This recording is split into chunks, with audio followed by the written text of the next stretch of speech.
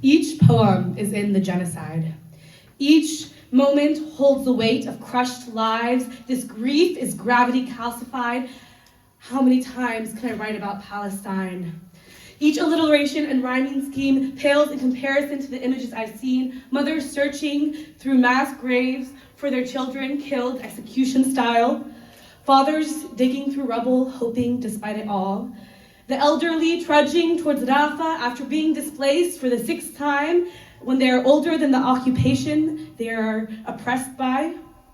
Children murdered by bombs or starvation or something else that was preventable.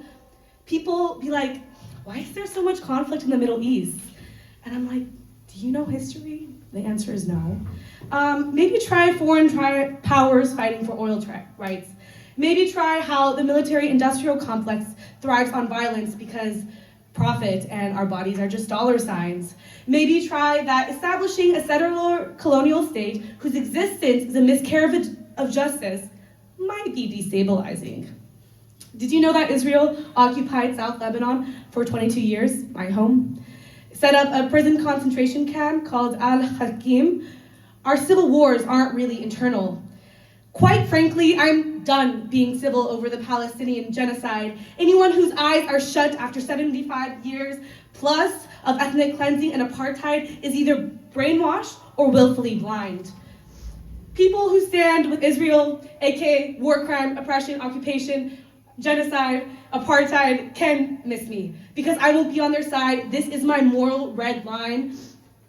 If a terrorist organization is one that murders with no regard for human life and commits war crimes, perfect. You've just described what the government does on the daily for the past 75 years, since before 1948. So miss me with your half-baked arguments that are fed to you by the US government that can't feed its own people. Please understand the Nakba, that it never ended. The Balfour Declaration, how Britain as a colonial power passed the torch to Israel and the indigenous Palestinians are burned. The Zionist slogan was a land with no people for a people with no land, but wait, Palestine was a land full of people. How do you think the population of a country goes from 100% Arab from all faiths to apartheid states? So go ahead and miss me with your propaganda poison that massacres our rainbow blood. The world that sides with Israel gives it the carte blanche. Does international law and human rights apply only when lives are white? I reject the dehumanization of our bodies. I refuse those who cannot see that the Western world white picket fence dream was built on the bodies of brown peoples riddled with bullet holes. We are more than victims, numbers on death tolls. Each number is a name, a whole story, a whole human being, someone's partner, someone's friend, somebody, they are someone. Each life was vibrant, rooted deep in the soil of homeland and generosity that sprouts like flowers in our Arab blood.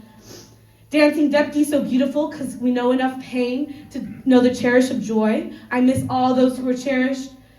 I keep seeing the face of my loved ones and all those who are dead now.